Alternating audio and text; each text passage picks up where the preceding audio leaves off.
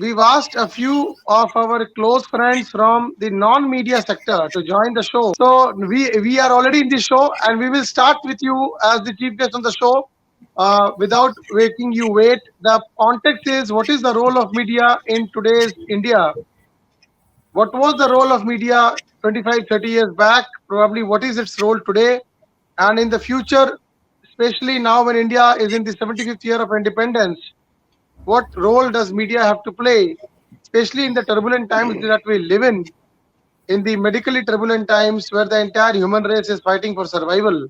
What is the role of media in a country which is probably the most populated democracy after China, most populated democracy in the world?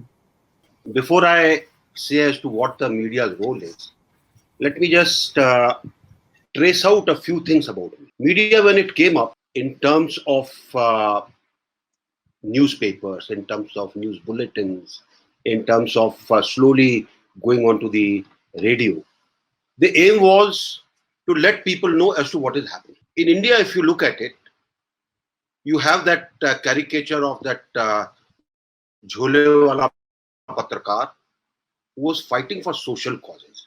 Because from news, slowly, as the then media realized the importance of reach, the power that it could have in influencing the minds, it assumed a role in terms of also taking up social issues. So that's why I'm talking of this caricature of the Jhole wala Patrakar with a shirt which probably was torn at 2-3 places, and he was roaming around on foot from place to place, talking about issues and fighting for the causes. And those are social causes for the upliftment of the society. As the time has passed, we have also been influenced by the glitzy world in the West, how the media progressed out there, the advent of television, uh, how personalities became stronger, and slowly, although the basic theme remained how to take up issues and influence people, I think more and more emphasis went to how to influence people. And mind you, psychologists have done a tremendous amount of research on the subject of how to influence people. And media became a tool for that. Media became a medium which would allow people to put out various things. So look at what happened during First World War, what happened during Second World War, what happened thereafter during the Cold War. Many things were coming up which were in terms of media's influence on the minds. And I think in India too, slowly as we started growing, slowly as people started looking at the media, one thing which becomes very clear: people in power, whether it was in the West or it is in India, have been able to utilize media for their benefit. Some media people will dispute it, but unfortunately, that is the harsh truth. And when you look at India itself, you look at the theme and the way our newspapers carried on. There were newspapers which were known at one point of time to be totally with people and not with the establishment. And there were newspapers which were known to be with the establishment and not with the people. And one of the very common names that come up is Indian Express. You look at its role pre-emergency and in emergency. You look at the type of pressures that were brought on it, and yet it did not succumb. It ensured that it was able to stand on its own. Somehow, aping the West, the media has not only grown, it has also grown in terms of how does it use this influence, for garnering advantages for itself, for garnering advantages for some of its personalities, for ensuring that they become the people who will be sought after for doing things either for the establishment or people who are against the establishment. That initial thing which I talked of has probably been forgotten, unfortunately, where you are looking at social causes, you are looking at upliftment of the society, you are looking at how people could grow better in the society. Those issues somehow, and that's my feeling, I may be wrong, and I would uh, uh, like uh, somebody saying that you are wrong, because we all want people to thrive, we want all issues to thrive. As I said, we aped the West. Today, let's look at the difference between that jhole wala patrakar and today's patrakar. The jhole wala patrakar didn't even have a cycle. He probably didn't have money to change his chappals. Today, the media is strong, financially very, very strong. There are media moguls who probably can change cars at the same rate as people change their shoes or chappals. Growth is good.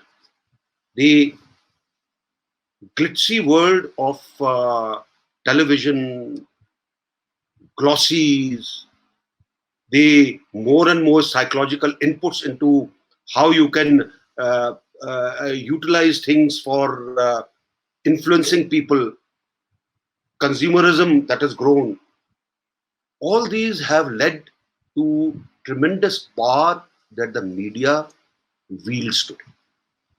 Tremendous power. And that is why, look at the amount of money that they earn. Look at the rate at which every day you find new channels. Channels do require money. Look at the way that it is 24/7 format that they follow. Look at the way social media is also being utilized for this purpose. You have Facebook channels and you have got internet channels, and all kinds of channels have come up. They have news, but more than that, they have views. They have views for influencing a certain segment of society. If you were to look at the media budgets, if you were to look at how much they earn in terms of advertisements, you look at how and why the TRPs go up and down, the type of cutthroat competition that exists. They not only cutthroat competition, it is also how do you make friends and influence people in echelons which wield power. You have people who would sell their soul.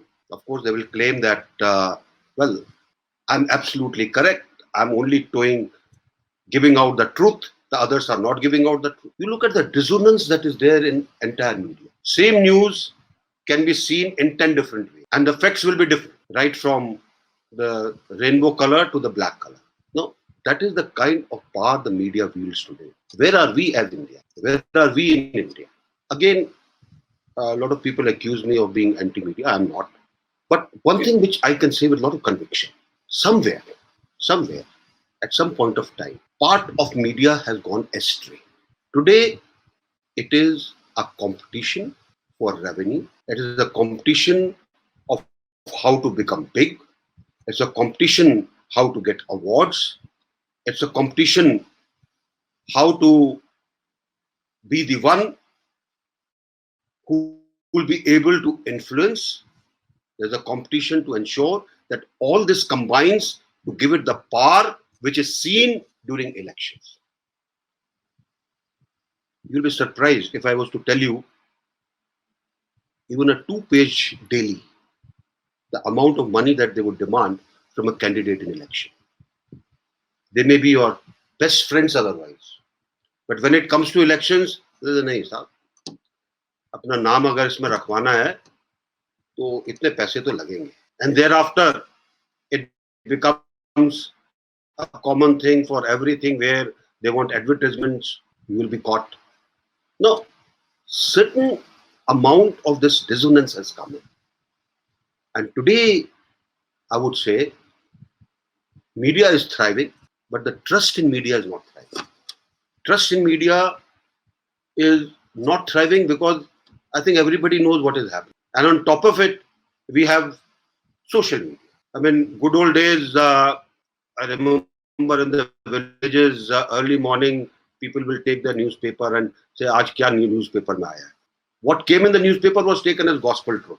Unfortunately, today, even if it is a black lie and it comes in WhatsApp, it is taken as truth. Same is true that you bombard people with a certain amount of perceptional view of a particular thing on the television 24 hours, you will convert certain number of people. It's a psychological game. Perceptions make a difference. Perceptions lead to beliefs, and beliefs lead to you thinking in a particular manner. Media has not only become powerful, but if I was to use a very mild term, media has become arrogant. I've heard people who would say, ah, isko to humne banaya hai. If we want, we can remove him from the seat. Look closely and you will find truth in what I'm saying. You will find that today, what Advani ji said, Supari media, I think that's a very apt term. You can take money from a particular lot, particular political grouping or a commercial grouping or NGO grouping or some other power grouping, and you can run issues after issues and people won't know. Very subtly you will be able to change their minds. Look closely. In the last 10 years time or 15 years time, how this particular aspect has come into play. Today, a foreign power can very quietly, through various means that are available, fund people to ensure that they very subtly, very graphically put out views that that foreign power. That's the type of influence that is coming to them.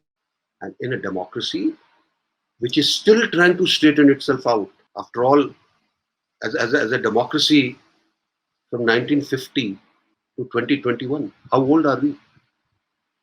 We are still growing. We are still learning how to make things better. And mind you, we have done extremely well. Extremely well. But yes, there will be aberrations. But these aberrations, if they are corrected, things will become all right. But if they are used by the power of media to spread more aberrations, then things will go bad. When somebody called the media as the fourth pillar, it was to ensure that there was a balance. There was a balance between executive, there was a balance between the judiciary, there was a balance in the way people work, and there had to be a balance with the media. The fourth pillar.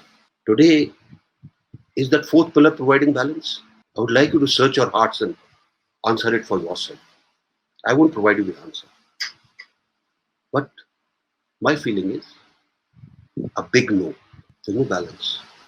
In fact, large number of times one feels that media is working at times at cross purpose because it owes allegiance due to the money that has been thrown, and that is why you find lot of times in the past 20 years or 30 years, I think people have used various terms. I've told you just what Advani ji had said: Supari media, Bazaru media, Bikau media. These have been terms which have been used.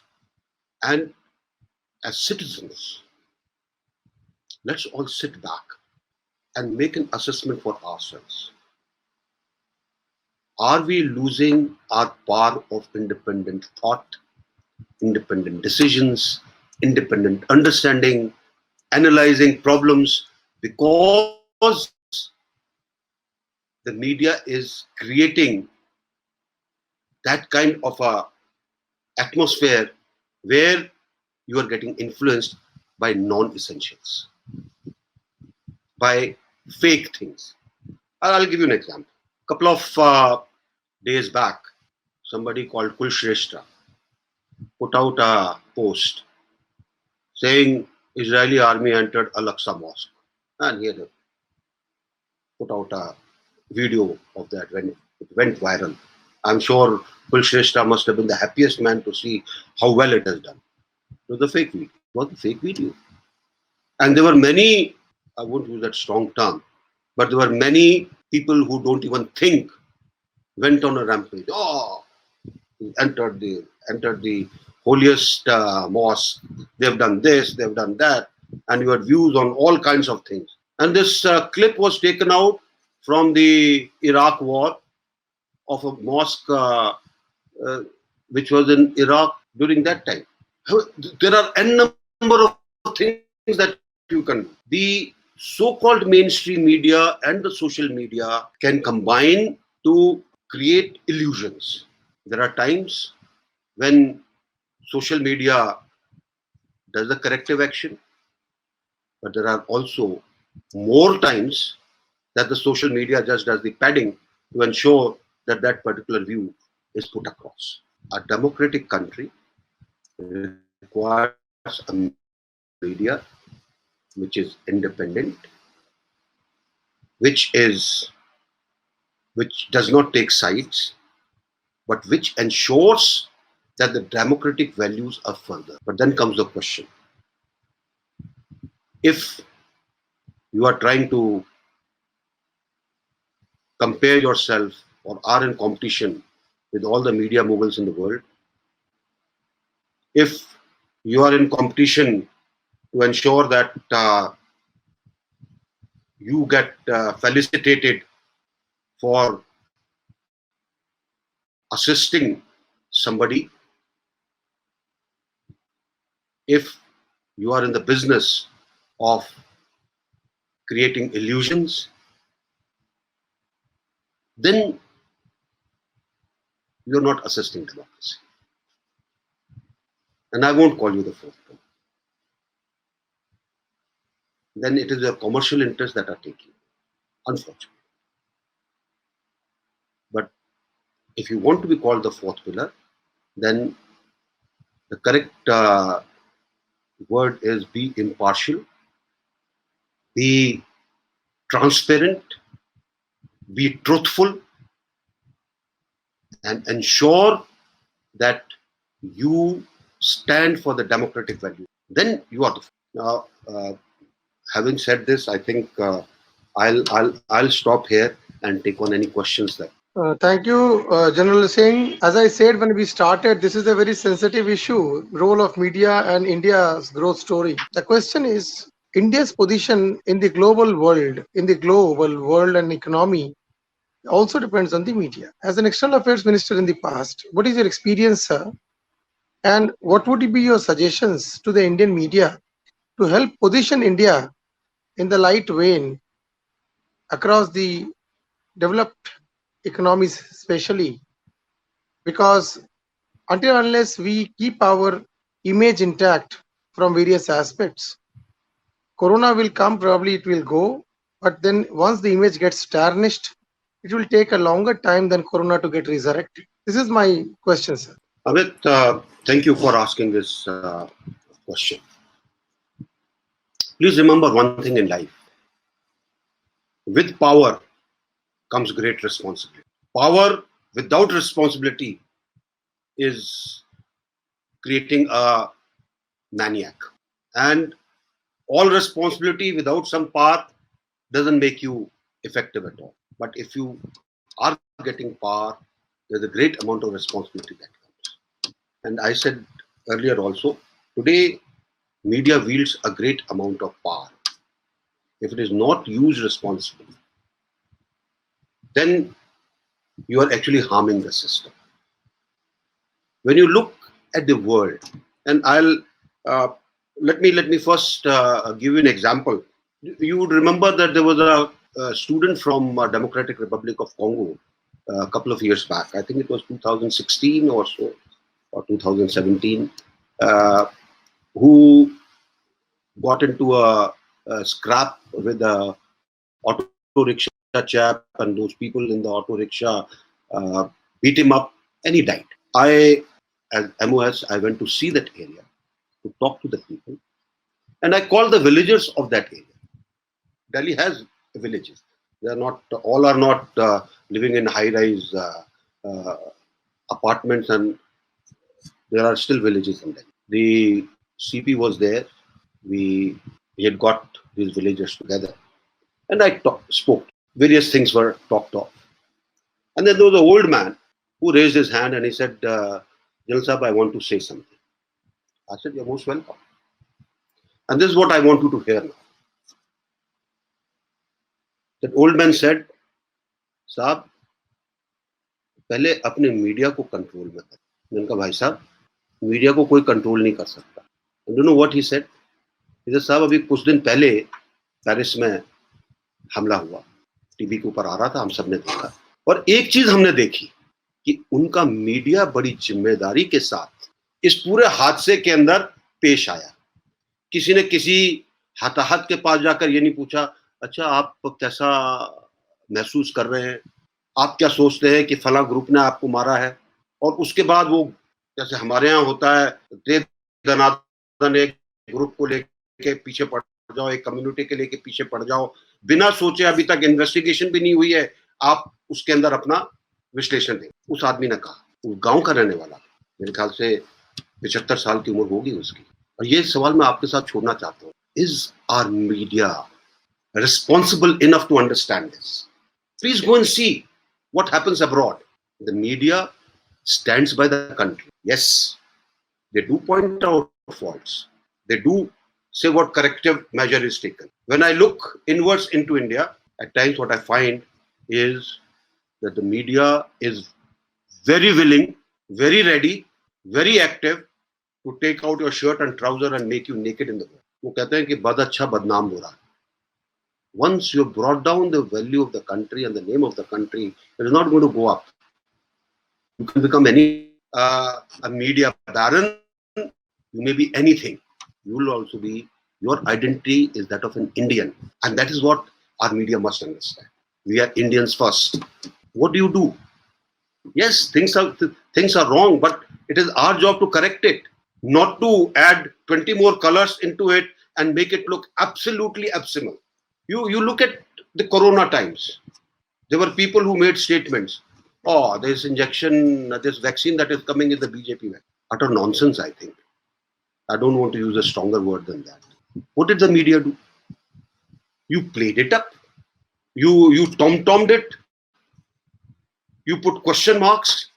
And now, when the vaccination is started, you are the first ones to go up to get vaccinated.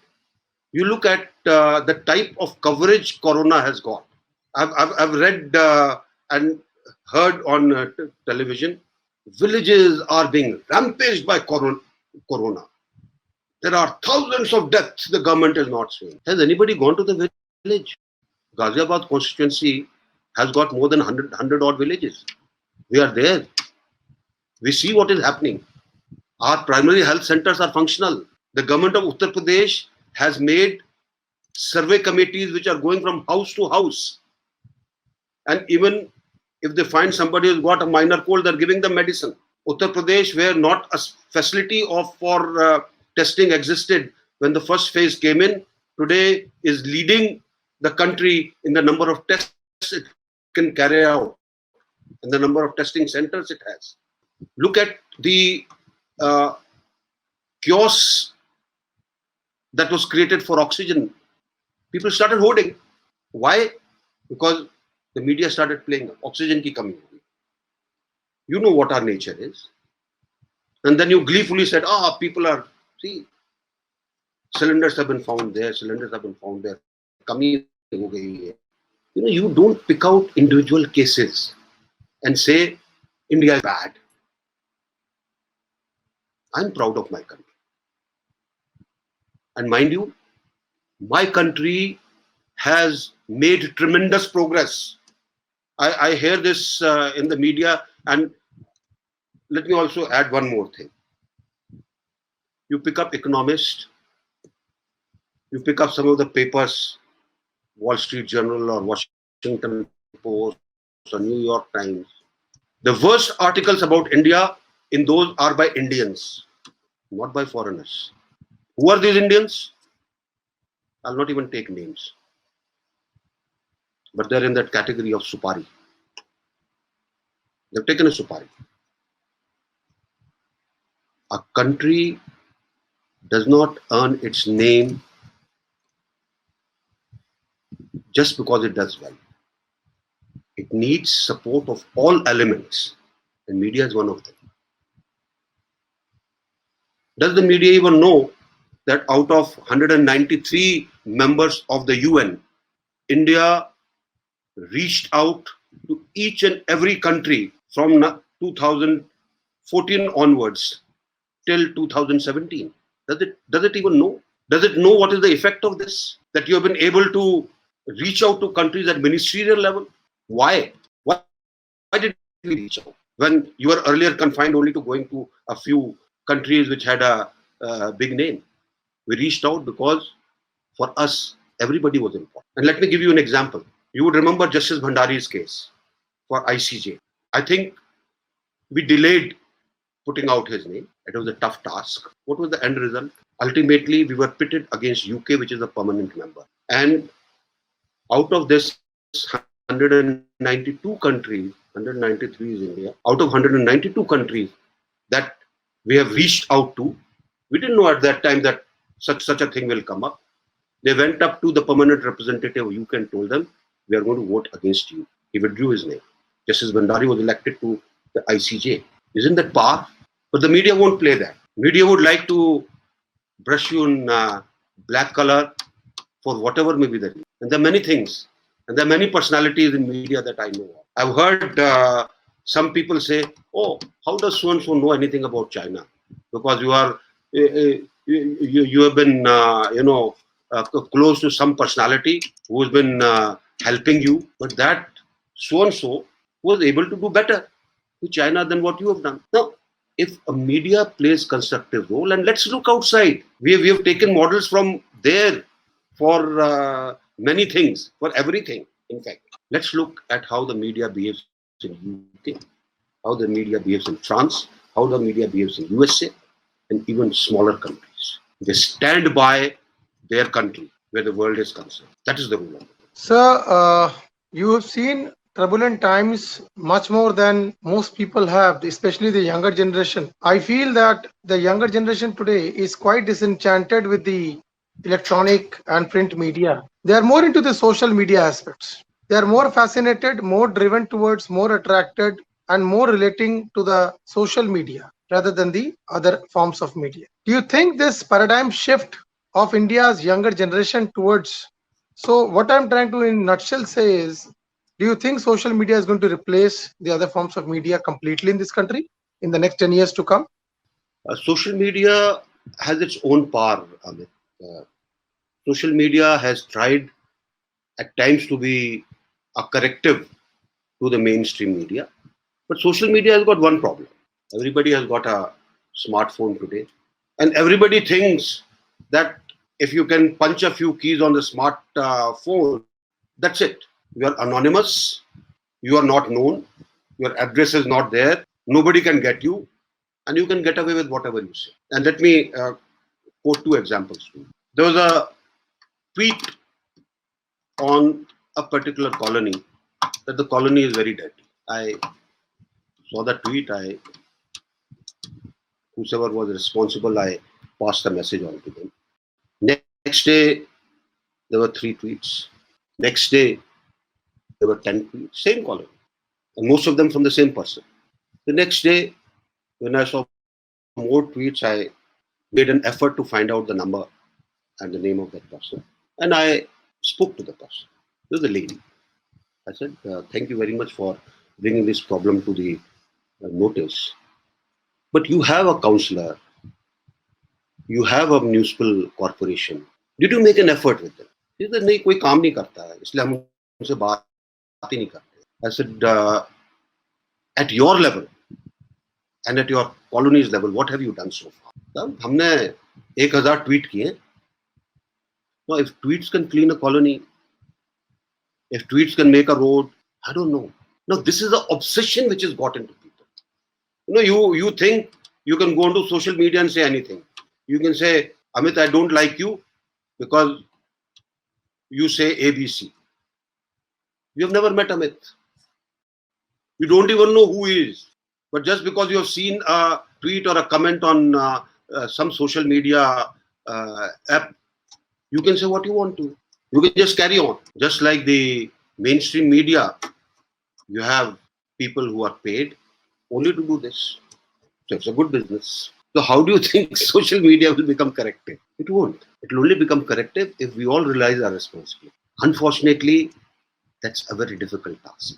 Question is, can the government not improve on the positioning of these national heritage media houses that we own, so that more and more people are drawn towards them? We get to see quality content. We come to know about the real news, which is completely genuine, which is completely authenticated, and it is standardized. There is no deviation in terms of timing or the political scenario that or the times that they represent. So it is only possible when the commercial angle has been taken care of. Unfortunately, with the private houses, it is a little difficult. With your government, with our government, I do not know what was the history in the past, what happened during 1975. I do not know those things because I was not really as grown up as today. But you have seen those times. What do you think would be the government's role in bringing to fore the right perspective on various issues using the government channels of media communication that we currently own with us? Amit, you need to do that.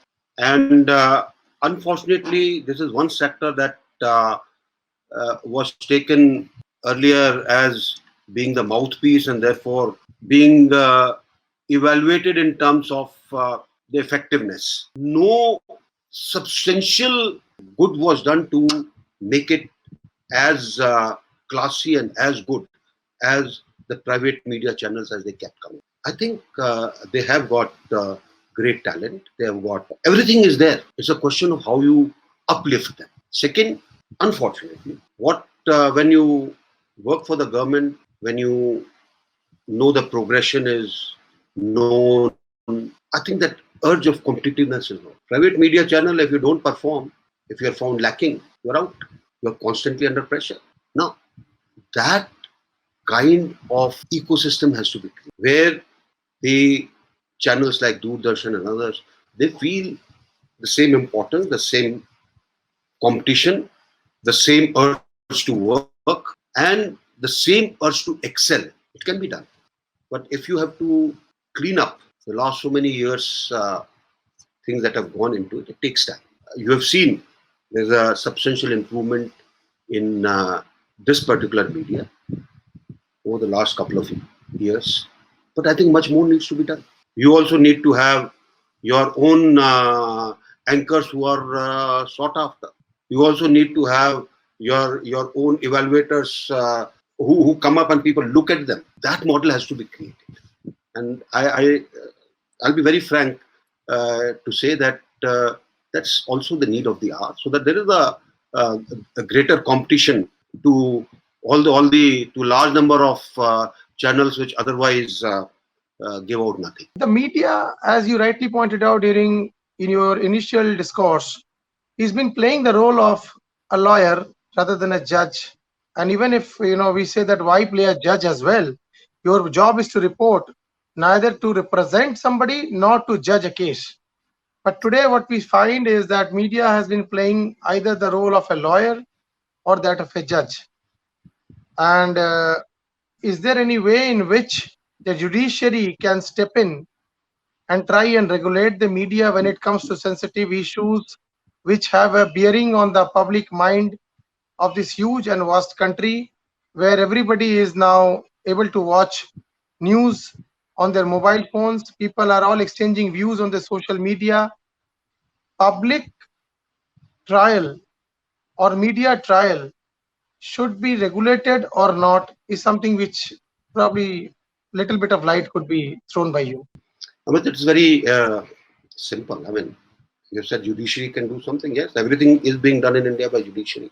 Whether it is giving 730 metric tons of oxygen to Delhi or giving other directions on how to tackle various issues, a lot of time the judiciary comes in.